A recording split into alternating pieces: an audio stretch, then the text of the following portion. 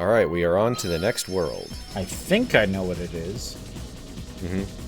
This will be our final Disney world Then that we I haven't been definitely know what it is.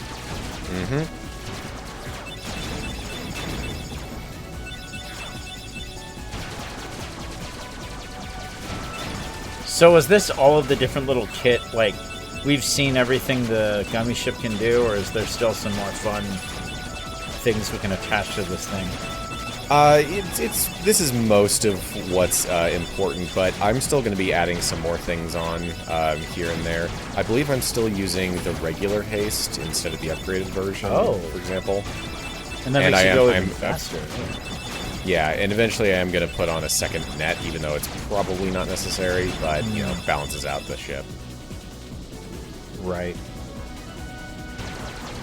Also, because you can't color the blocks on the ship until, like, halfway through the game, I always forget what the actual color scheme is, so I went back in and actually made the colors match in a couple of areas. Mostly because I have no creativity and can only do iterations of the starting ship. Yeah, I need to work on my creativity skills. I feel that. Oh, we got a ship catching up. What does that mean? Propulsion? There's no propulsion on that thing. Oh, I guess it has sails. Yeah, not entirely. I mean, I guess at the end of the film, Captain Hook's ship did fly. That was because of Tinkerbell. Yeah, because in the sequel, in the ship flies for reasons I don't understand. I don't think I've ever saw that one. It's a movie. I didn't think you'd come, Sora. Oh, yeah, last time we saw Riku, he was on the ship. Well, Oh, yeah. Where are Donald and Goofy? Are they that important to you? Well, they're More a little important than old important. friends? Instead of worrying about them, you should be asking about her. Oh my gosh, it's Kairi. That's right. While you were off goofing around, I finally found her. That's really unsettling. Not so fast. No shenanigans aboard my vessel, boy. Riku, why are you siding with the Heartless? The Heartless obey me now, Sora. Now I have nothing to fear. You're stupid. Sooner or later they'll swallow your heart. Wonderful Not a line. chance. Some people don't like the "you're stupid" line. I love like it.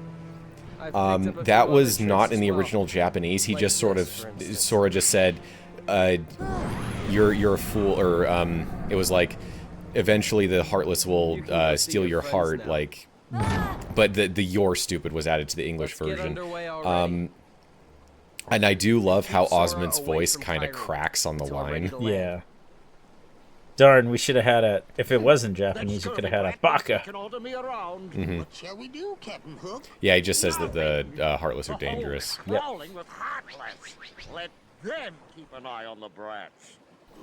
So this scene of us getting captured by Captain Hook, this is the point in the game where the cutscenes with Riku in Monstro change, and suddenly, like, he doesn't, like, say anything, there's no exchanges. That makes sense. And the reason is because most of the dialogue between Sora and Riku in Monstro is concerning where Kairi is, but at this point they both know.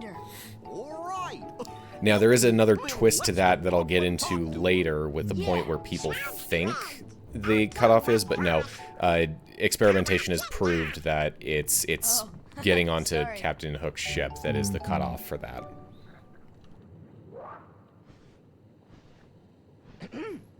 How you doing there? Looking for a way out? And, of course, we've got the main man himself, Peter Pan. I'm the answer to your prayers. But you won't cock of the walk. Okay, then. I always found his facial structure to be weird. But you're stuck It kind of in it is, too, aren't you? even in the movie. Nope, I'm just waiting for someone. Who? And, of course, can't have a game like this without Tinkerbell. I'm sure that was one of the first things they were like, Tinkerbell's so iconic, we have to have her in the game somehow. Hold on. There was another girl there, too? Are you crazy? There's no way I'm gonna leave Wendy there. All right, so Captain Hook is voiced by Corey Burton, who we covered before. He covered for the Doorknob and Flotsam and Jetsam.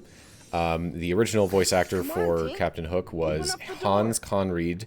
He died in 1982 from a heart attack. He'd had heart problems for a long time before that, at age 64. So yeah, he wasn't available. Only till we find Wendy.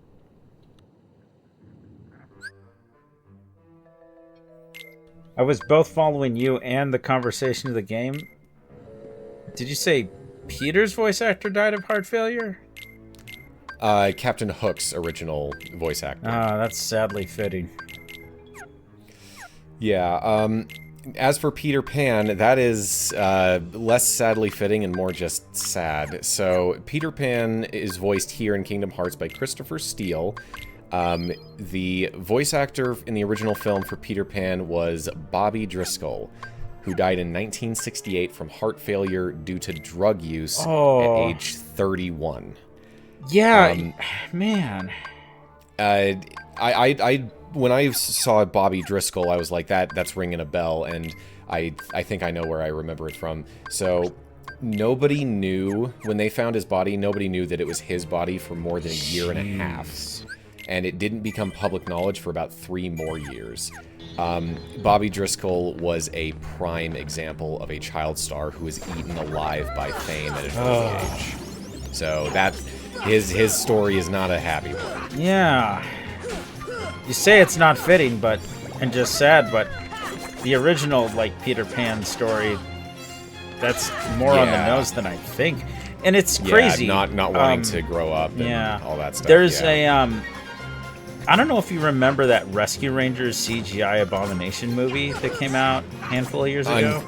Unfortunately, you just reminded me that thing existed. It's better than you think it is if you look at it as a critique of Disney, somehow made by Disney. It's because, like, and this is a spoiler for anybody who, is going to see it, but the idea is the tune that played Peter Pan grew up, and now he's just kind of a has-been and grizzled, and so it's kind of wild that's more or less what happened in real life. That could be the inspiration there. I can't tell if that that almost feels disrespectful, but then again, especially because it's been home. Anyway, it's always interesting.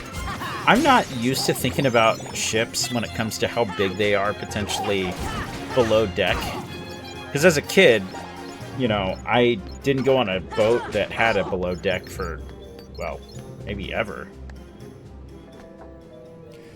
Yeah, I mean, ships are probably smaller than you think just because every square inch of space comes at a premium on a ship. Right. But, because as a child, I didn't know that there was a below deck. Yeah. And I mean, I did have a pirate ship toy, and I don't think it had much of a below deck, so yeah, maybe I wasn't quite cognizant of that either. I mean, I've never been on a cruise, and most boats I've been in are like speedboats or like canoes or so. But I guess my point is, I don't know. The idea of a ship like this is weird. Yeah, there are a lot of decks, subdecks. If you the Obra Dinn, the Obra Dinn game. I'm trying to remember the full title, but I love that game. Why can't I remember it? It's that game. Yeah, the monocolor one. Something of the Obra. What? No. No, not what became of. What? I'll see the title. I know it. I'll see the title and remember it. That one has a pretty good depiction of the full. You can explore the full ship, and it's fairly realistic. So, yeah, it's got 4 levels. Come to think of it, I think Wind Waker is the first time I saw a ship below deck on a ship kind of thing.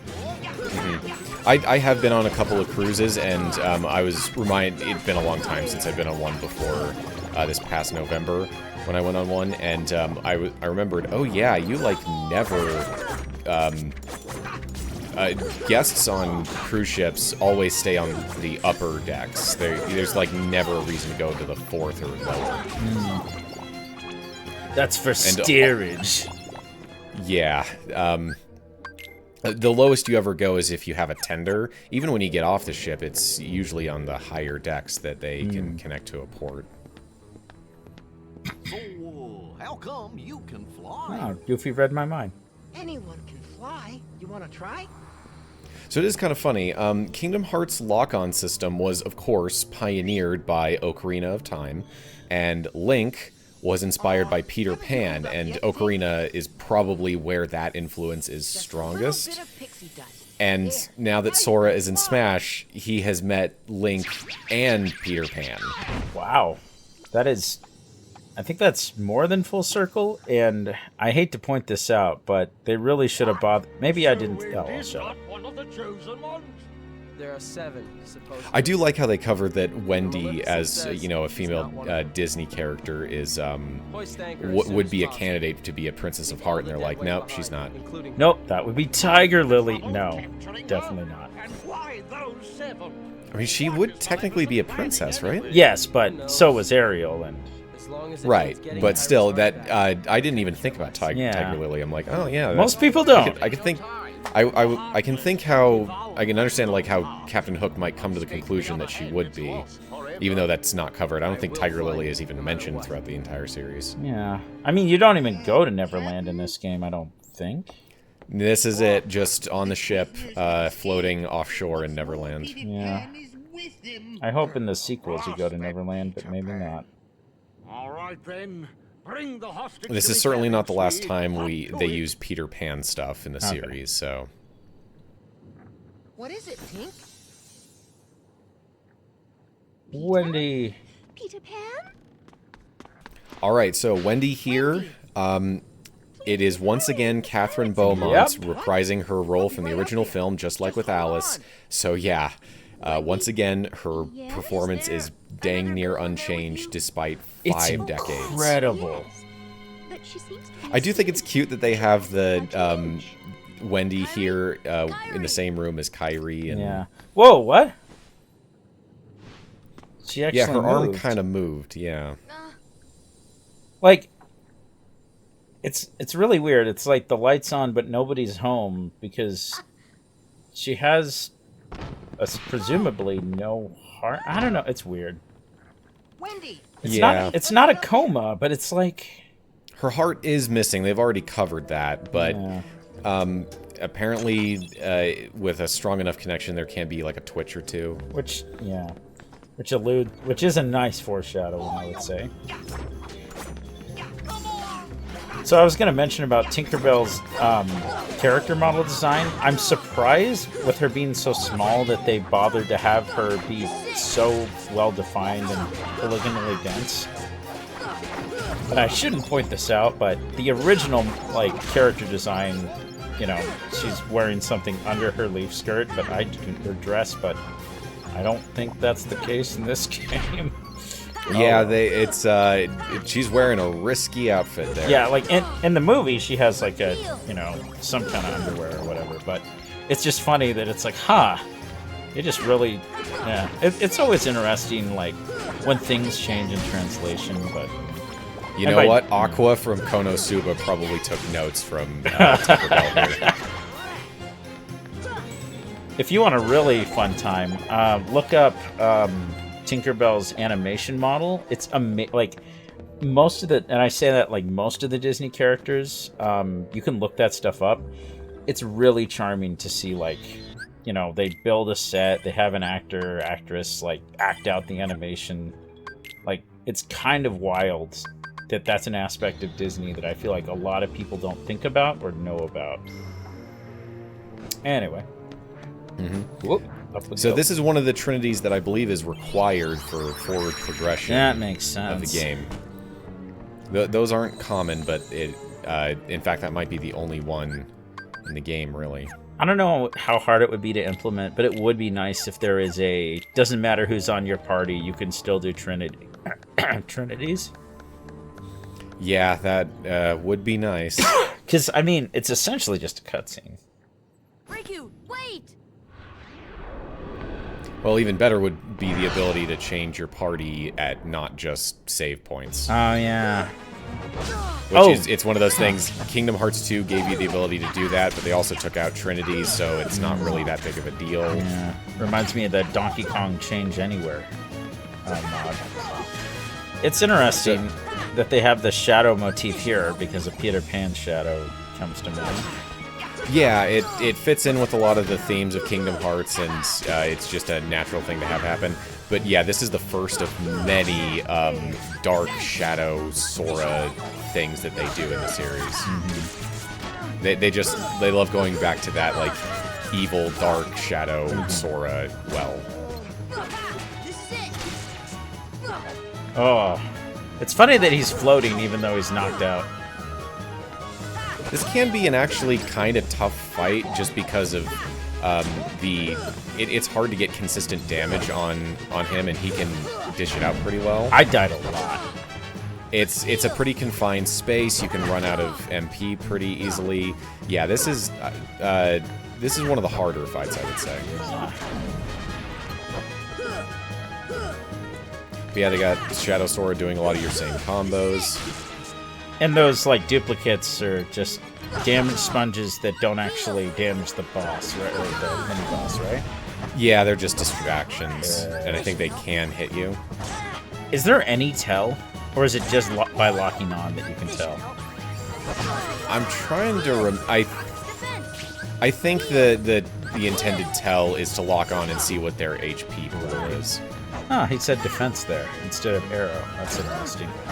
Yeah, he has a couple of different quotes for each spell. I want to say that he usually says defense when he casts arrow when I'm playing. And there's a chest right there, and I can't get it because we're in a boss fight. I like those. I think those tubes are for communicating up and below the deck. Yeah, I think Hook just used it for that in the other cutscene. He's probably talking over it, but... Yeah, I was trying to pay attention, but... Ooh, MP Siphon? Yeah, I've talked about MP Siphon before. Basically, you take damage and you get some MP gain as a consolation prize. That's a cool it was originally called MP Rage, and I localized it to MP Siphon. And there's no good way to do it. Like the Japanese, that's one of the instances where the Japanese isn't perfectly consistent or and stuff. So what's Raven's Claw? That's an accessory. Ah, I did not pay enough attention to the accessories in my playthrough. You know, they can be more important than you think. I want to say that in an upcoming part, I had a lot of trouble off screen. And it wasn't until I switched up my accessories that things became bearable. Wendy!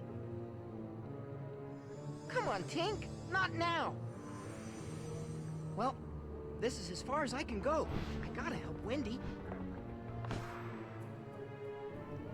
See ya, I guess. Yeah, you know, I gotta give this game credit. I've always considered Peter Pan, even as a kid, I recognize he's a huge jerk. But I don't really get that as much in this game. Maybe there's an upcoming scene. I don't know. Yeah, and, Peter Pan is kind of a jerk, at least to the characters that we follow in the original film. I don't feel as though he is that way with any of the Lost Boys. Yeah. It's mostly with Wendy, who he's a little boy. He doesn't really understand how to act around girls. That's true. And it's funny, in the sequel, the big plot point is Wendy's daughter wants to be the first lost girl, and like she kind of puts, what is it, Peter Pan in his place a little. It's pretty good, but it's also kind of weird. I don't know. It's one of those you might see it once and never again kind of movies. Mm-hmm. The problem with that is that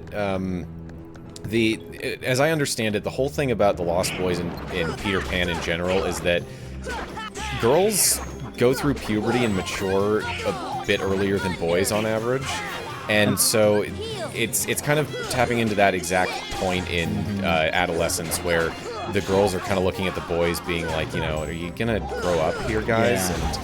And Wendy, as soon as she gets to Neverland, is kind of like, you know I didn't want to leave the nursery, but I think I'm kind of over all this, like, pirate adventure stuff. It's like this was and fun as a concept, but now that I'm here, this is kind of terrible. She's like, you know, maybe growing up and moving out of the nursery isn't so bad, and it's Wendy as the female character is sort of trying to invite the boys to grow up and get some responsibility. Obviously, and Peter does not want that to rock the boat. Her brothers aren't quite there yet. They have a couple more years, but Peter really needs to get out of that and grow up. And I will say, I failed to mention the main idea of the sequel movie is that it's World War II, and that I think her name Jane. I can't remember, but let's see. We got a big Quite a thing. codfish, that Riku, running off with that girl without even saying goodbye. That was a Where? weird reading. Tell me, where did he go? To the ruins of Hollow Bastion, where Maleficent resides. But you won't be going there. Thanks for volunteering the information anyway. Yeah. Unless you intend to leave your little pixie friend behind. No skin off my bit now. See, there we got a detailed animation for the Keyblade. And I'll spare your lives. But he can't. I'm merciful, unlike the Hardworth. So, which will it be? The Keyblade or the plank? Yeah, Sora can't really give it up, so... Maybe. Oh, of course we gotta have the crocodile. Oh yeah, I forgot about him. Oh, Speed, he's after my other hand. Oh, he's after a lot more than just your hand. Go away! Oh, I can't stand the sight of him. Just stay on the ship. You take care of that. You have guns. I really like the designs of those swords. Yeah, it's pretty good. Fly, Sora. Just believe, and you can do it. Did he get any pixie dust? Oh yeah, he did. Yeah.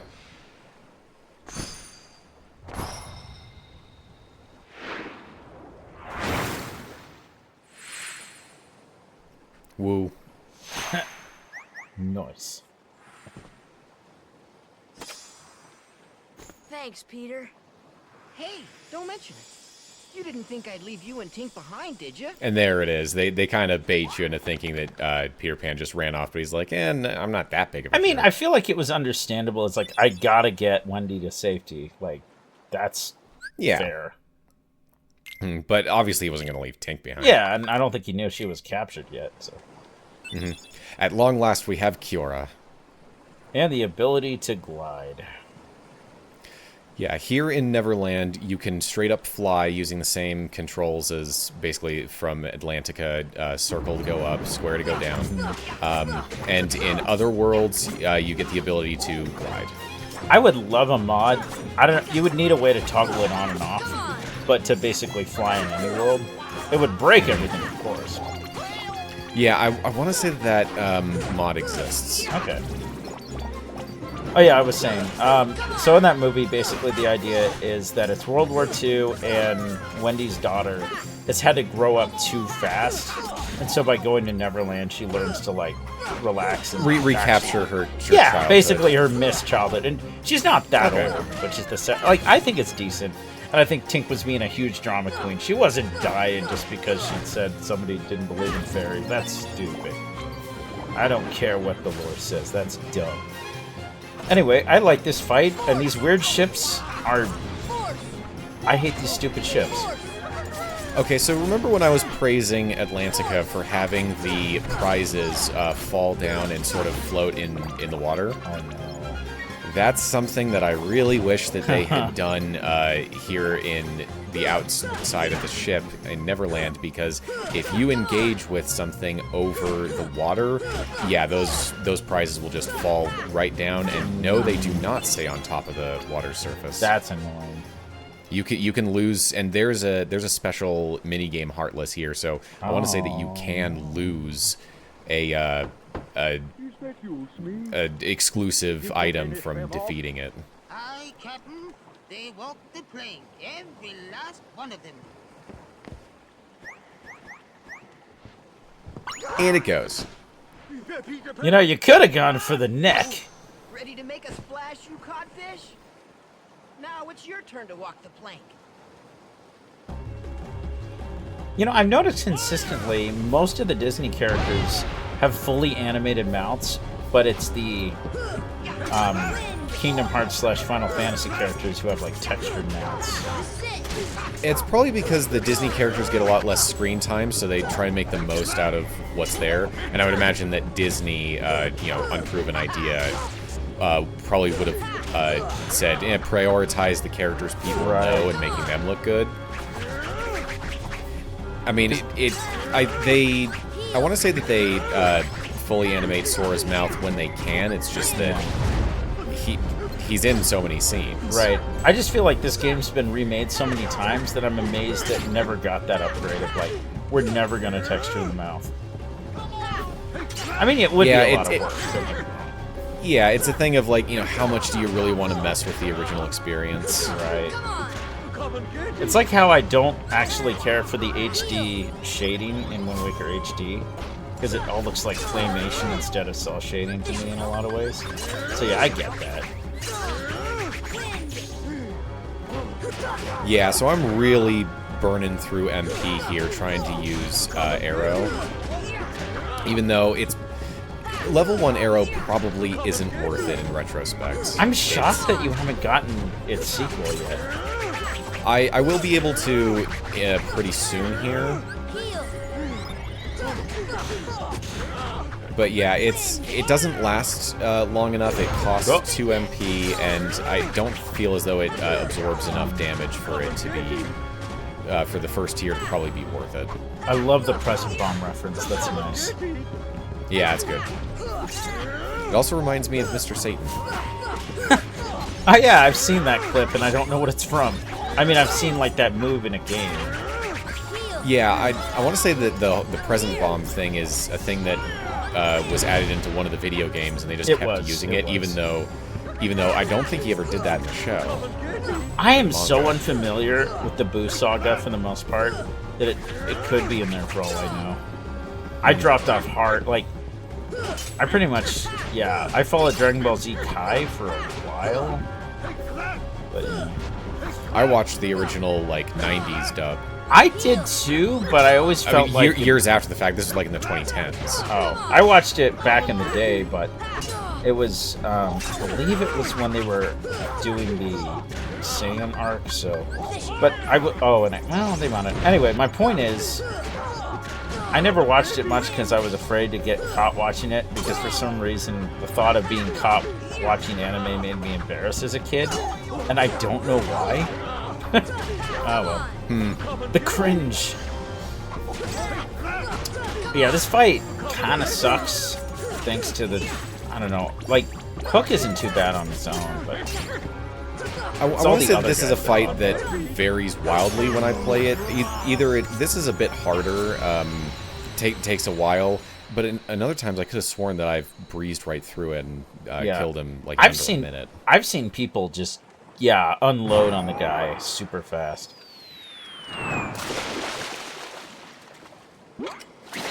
Oh, also I got Sliding Dash, which I think would be one of the earliest abilities that I get had I gone with the sword. Ars Arcanum. Ah, that's another of Sora's iconic limits. Ah. So that's a just rapid flurry of Keyblade strikes. I'm sad that he never fell off the ship and then scuttled back on, because that's a fun animation that Hook does in that fight. She's really lost her. Sora. I still can't believe it. It really flew. Oh. Wait till I tell Kyrie. I wonder if she'll believe me. Probably not. I do like that moment. It's like he's not letting this get down. He's very future focused. He's like, well, I know where she is now. That's better than when I got on this ship. I know I will. So if losing your heart isn't dying, About flying, the pirates, and everything else that's happened. What's that thing? Well, yeah, because based on what we know so far, when you lose your heart, you're supposed to become a heartless, yet Kyrie lost hers, and she's not a heartless, so interesting. yeah. And then you have the question of, Does everybody that die go through Hades? Oh yeah, Implication. and you know, for the longest time I would say don't worry about that, and probably that the underworld is in Olympus Coliseum is just for that world, but recent in the past couple of years stuff in Kingdom Hearts has actually called that into question, so now that is actually a legitimate question. Thank you, Kingdom Hearts Dark Road. That's messed up, because as I understand it in Greek mythology, Hades is not just hell, it's also where you go if you are good. I don't know, it's weird. Like, it's weird. It's just the land of the dead. I think some places are okay in the underworld. It's just the Disney version never saw the need to. We got to see the creepy those. river Styx with the swirling death, which was visually amazing. Oh, incredible! That movie's great. Mm-hmm. All right, so we're here in London. London exists in Kingdom Hearts. Jolly old London. I wonder if Jane came here from Tarzan Land, or was from here rather. Mm-hmm. So, where's the keyhole in Neverland? Not in Neverland. Because, like, if London exists, does all of Earth exist? I would have to assume so, which, I mean, it would also exist in Deep Jungle, right? That's an alternate version of Earth, too. Right, so that's almost like maybe Earth split into different worlds? I don't know, it's wacky. Don't worry about it too much. We're it gets Disney worse, adventures. because The Lion King is another world, and that's also Africa, so yeah. And I mean, Cinderella is set in France. Little Mermaid is set on Snow Earth. White is in Germany. Yeah, okay, never mind. This makes... you're right, don't worry about it. Oh, no. Yeah, Atlantica is right off the coast of, like, Holland, right? Yeah. It's Dutch. It's a Dutch tale. I think so. I've never really thought about that. All right, so here's another Final Mix exclusive scene with little Riku and Sora.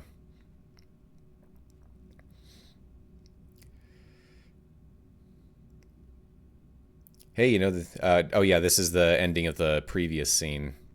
Yeah, they're talking about, like, Kairi. Oh, hello. So Riku saw something that no one else did, so there's the Destiny Islands keyhole. Mm-hmm. Oh, the music really just kind of cut out there.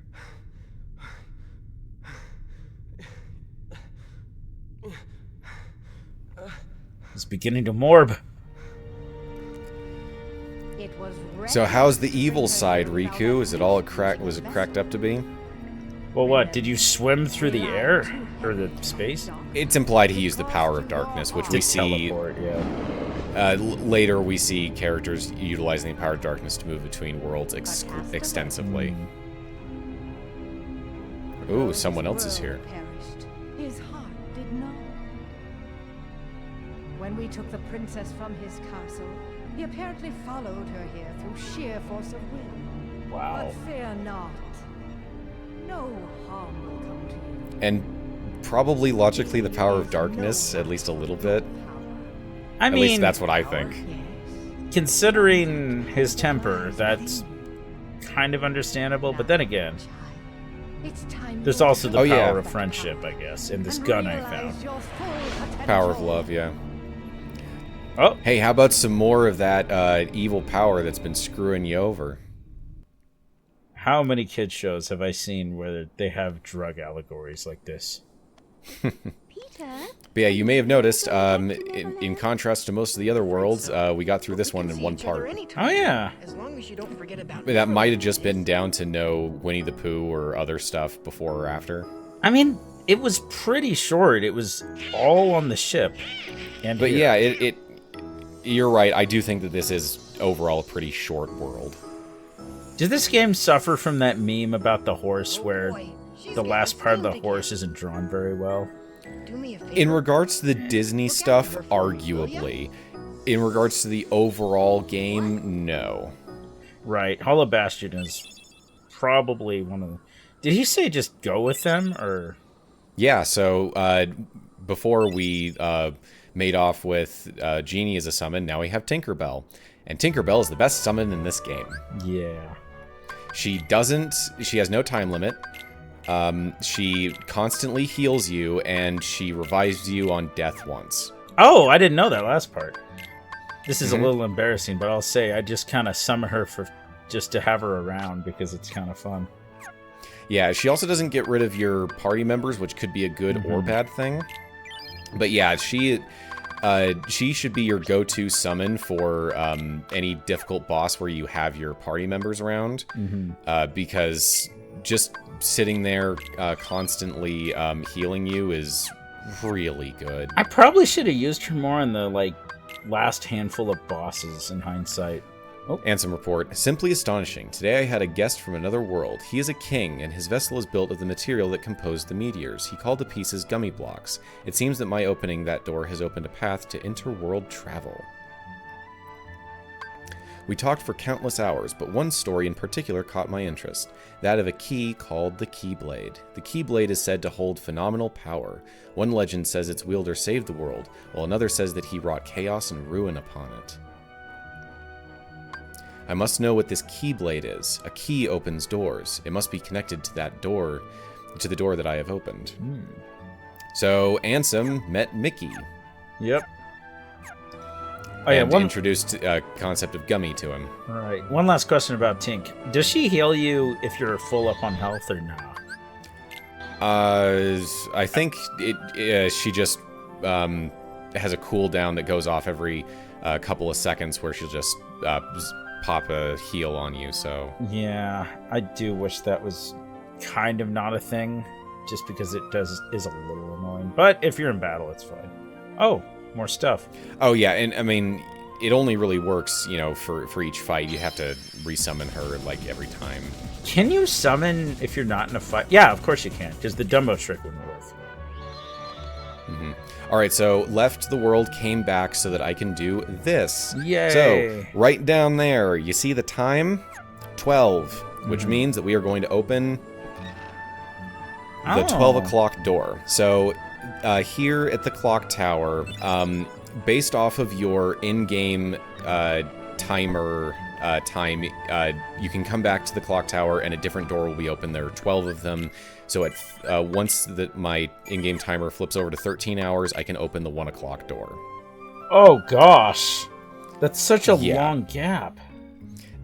Fortunately, most of the prizes, none of the prizes are really necessary. Okay, Some of them are helpful. There's some good synthesis materials, but there's always a way around stuff.